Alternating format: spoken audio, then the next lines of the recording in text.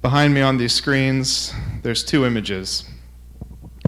On the left-hand side is a man sitting at his desk. He's frazzled. Elmo is in the flames. There's chaos. On the right-hand side, he's taken that state, transformed to somehow being on a beach in Thailand, probably just enjoyed a cocktail. He's sitting on the beach chair with his lounge position. He's enjoying life, the state of control. As Ren mentioned earlier, my name is Erik Shaw, and with the limited time we have today, I'll be telling you a little bit about my background and my approach to taking businesses from chaos to control in what I do today, which is digital marketing and project management, really as a service. So before we get into it, just a quick show of hands. Has anyone in here been to immigration before? Yeah, I thought so. It's a bit like this sometimes, isn't it? At least the first time I came, I remember the feeling. There was a language which I was unfamiliar with, stacks of paper everywhere, people going here, there, and everywhere, and the queues. Even today, I've been here for about 6 years, and the queue system still gets me. It feels a bit chaotic at times, and there are moments where we need support. So I know I've definitely engaged support from some other folks. There are plenty of visa agents out there. I think you all know what I'm talking about. Well, yeah, when it comes to the online world, it's the same thing. And this is the best way I can really summarize digital marketing in just a few sentences. The businesses who I work with, they might be sitting on the outside of this maze here. They're confronted with a network of dead ends, doors to nowhere. On the inside is where they need to be. This is a sustainable system of them driving customer acquisition online. So at the end of the day, I'm normally brought in either at the beginning or midway through a project to take the businesses from the outside to the inside. Essentially, that's what digital marketing is about from my perspective. And I'll tell you a couple of tips in terms of how I approach this and what I might do kind of cross-industry, even cross-project. Maybe you'll be able to take some of these away in your life even, who knows. So before that, I just want to tell you a little bit about my own background. Those of you with a keen eye will know that this image on the screen here is not one image. It's actually spliced between 3, and they kind of tell the story of where I've been, or at least where I've lived in my life. I'm sure a bunch of you can guess by my accent, I come from America originally. I'm from a small town in the state of Maine, hence the lighthouse. Has anyone seen this lighthouse before? Yeah, in fact, it's the most photographed lighthouse in the world, and that is our claim to fame. It's a small town. So from there, I ended up actually going to Boston. That's the skyline you see in the middle. And this is where I found a passion for not digital marketing, not project management, but finance.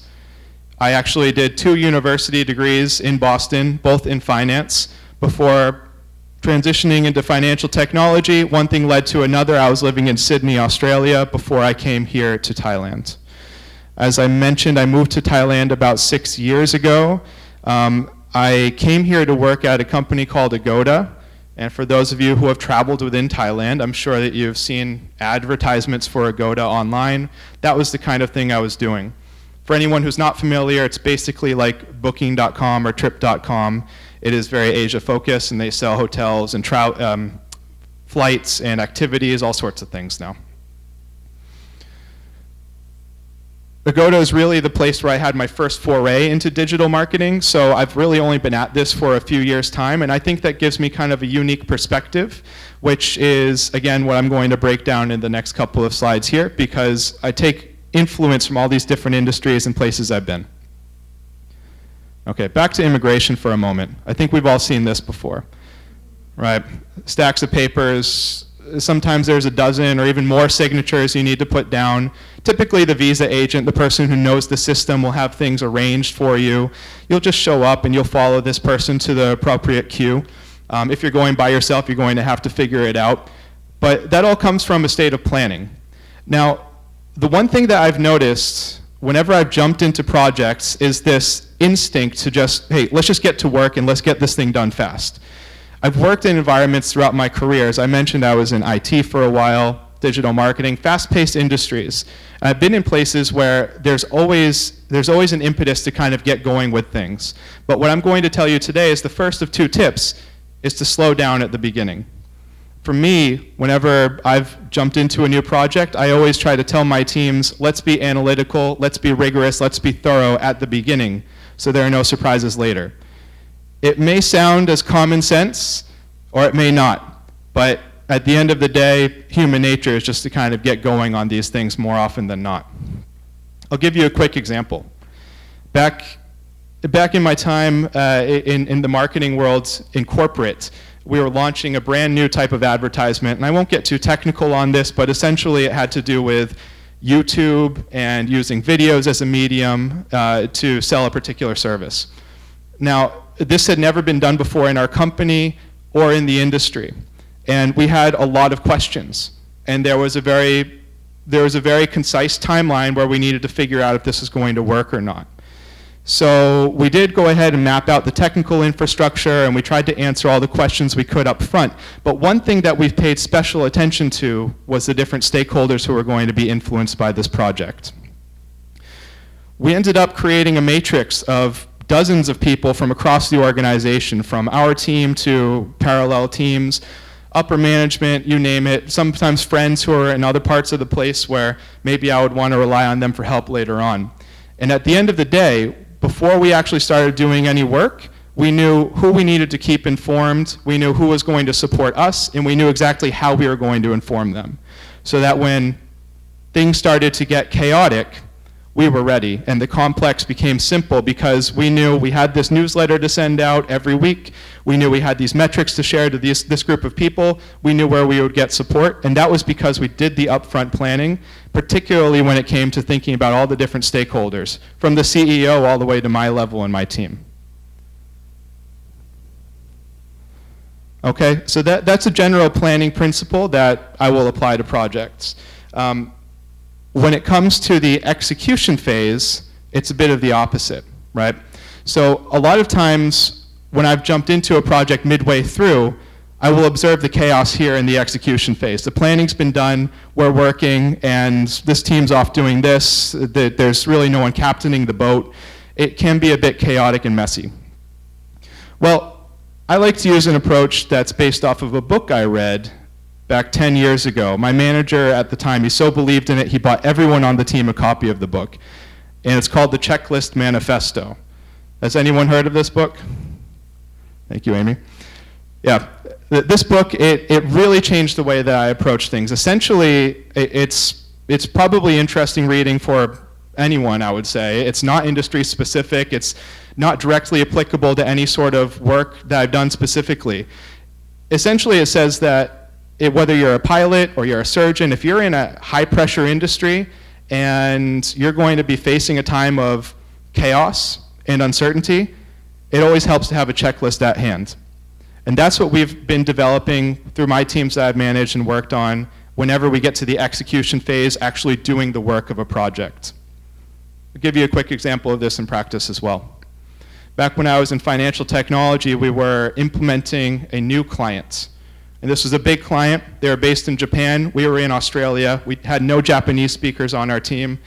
It was difficult. Okay, they had some very specific requirements that we had never built before, and it was very technical. I actually came into this project after the planning was done because they realized they needed more hands, and we just had to figure out a way to execute fast and accurately. So we started with a checklist.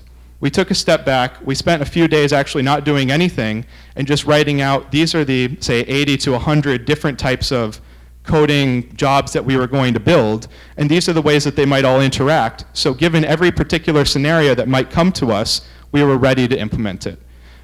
After that first few days, when it came time to doing the work, we were just the soccer player here on the right. We were kicking goals. It's a gratifying feeling. So if you ever find yourself in a project, be it at work or maybe you're painting a room in your house and you're getting frustrated, kicking over the paint cans, it might be a good time to take a step back and think, this should be the gratifying place in my work. Maybe I need a checklist too. So that's it. Those are the two quick tips for today. Basically, to summarize it, we want to define the success up front, make sure we do the planning, have the analytical rigor at the start of any sort of a project, no matter what industry you might be in. I also mentioned we want to make the complex simple and make the execution feel easy. We make the complex become simple by documenting a process, maybe having a checklist around it, and then when it comes time to kicking goals, we're doing just that. We're just kicking goals. In case any of you ever wanted to talk about it more, I have my information here. There's a QR code to the website. I just started doing a blog. I only have 2 posts. I don't think I've even implemented the comments function, but it's on there on the QR code, and I would love to hear anyone's opinion if you ever are interested in checking it out. So thanks everyone for your time today.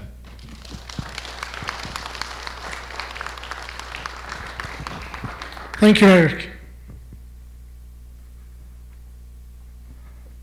Can you share with us your most valuable character trait?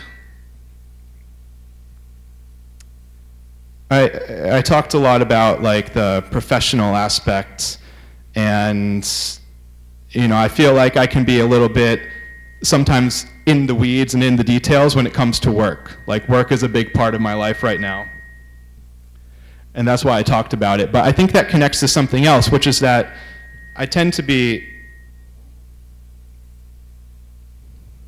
detailed and organized. I think that test. All good? Truth. See, it's already being implemented. Yeah, so I tend to be a detail-oriented person. And sometimes this is to my demise in times when we really need to kind of move fast and be comfortable being uncomfortable, as I've heard throughout my career, and it's a little bit difficult for me to transition to that phase.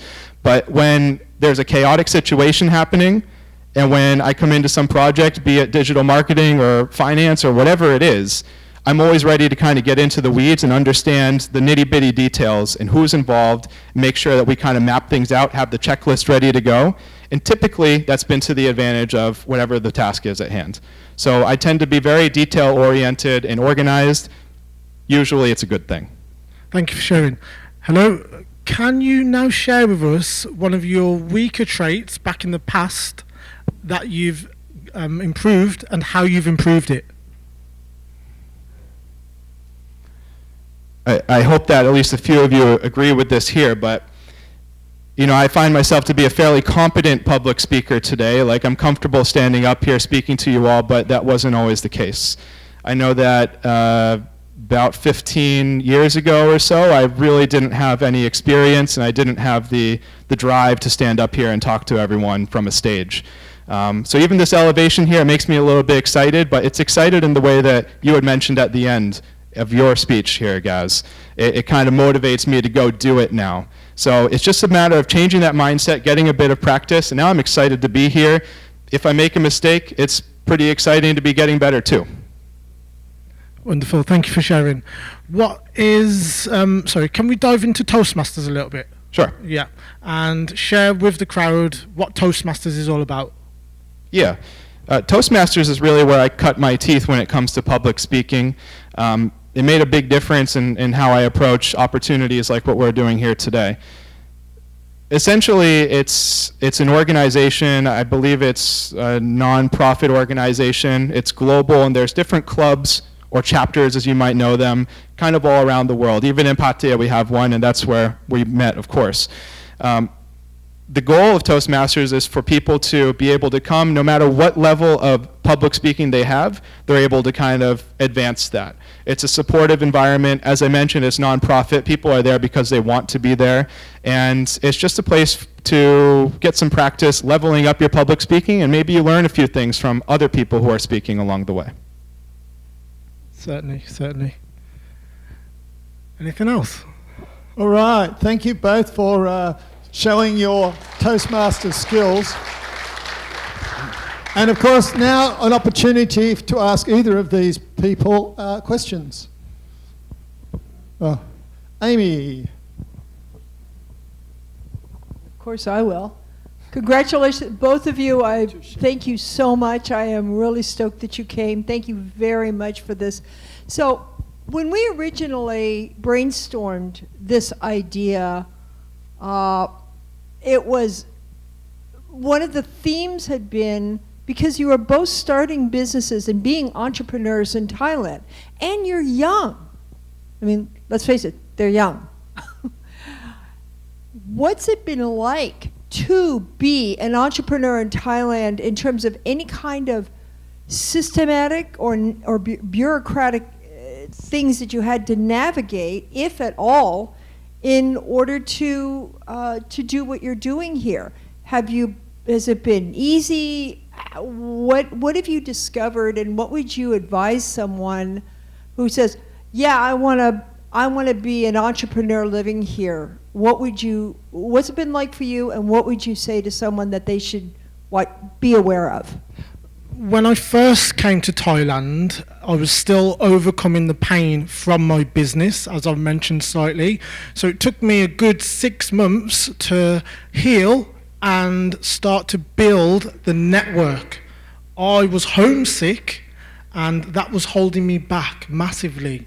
I was hesitant in getting out there. But soon as I start putting myself out there, going to social gatherings, hubs, saunas, the gyms, and places like this, things start to happen. So the number one thing is networking. Vital. People. And building valuable relationships. And just simply putting yourself out there. Yeah, I would agree with that, guys. I think one thing I might add is that if you're an expat like we all are in this room and you come to Thailand, there's that nature of having your status sorted. So a lot of different visa types exist out there. Sometimes you get the visa agent to help you navigate that labyrinth, but it's important to be aware of what you're doing and ensure that you're up to speed on the latest kind of regulations and that sort of thing. In addition to the regular scheduled activities of any any entrepreneurship anywhere, which is networking. And there's always in life going to be a reason not to do things. There's always going to be that voice in your head saying, stay in England, I'm going to stay in my comfort zone. That's too scary. It's too much for me. What am I going to do over there with no money if I don't make a job, get a job? Or you can take the dive, take the leap, and grab the experience. Question over here. Can I just ask, when your business folded, was this in America? England. It was in England. Yes. Did you go bankrupt? I spoke to a liquidation personnel, and he recommended me to just leave it as it is. So you left with lots of debts? There was certainly some debts, but my mom helped me finance because she was a guarantor. So she paid off the rent. Right. So when you came to Thailand then, did you have to declare the fact that you'd been through all this in England? No. One of the things that you fill in when you come to Thailand is a declaration that you've not been bankrupt and you've not had any just judgments against you. No idea. Okay. No idea. Okay. Thank you for sharing, though. Thanks. Any other questions? Oh, people are still absorbing. That quote was from Viktor Frankl's Man's Search for Meaning, was it? What was that, sorry? Sorry? What? The Viktor Frankl quote Yes, that was was. from Man's Search for Meaning. Yes, indeed. Who has read Viktor Frankl's Man's Search for Meaning? It is really a must-read book. It is unbelievably powerful and wise, and it's about a guy who survived in a concentration camp and how people, even in concentration camps, could find meaning. You know, a really, really amazing book. Cannot recommend it too highly for everybody to read. A round of applause for our wonderful speakers. Thank you. Thank you. Thank you. Thank you for staying here. Two of the younger speakers we've had in the club, not the youngest, but very much younger. Gaz Collins. Not you, okay. And Erik. Cheers.